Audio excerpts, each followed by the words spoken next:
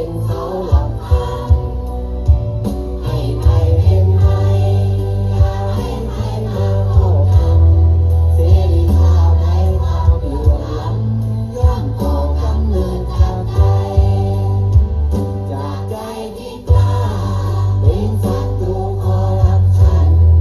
จงจำให้เกิดทุกทางนั่นคือมันแผ่นดินไทยศรัทธาความดีรักษามาคีกันไว้ก้าวให้ทันโลกยุคใหม่เปิดไทยรับการเปลี่ยนแปลง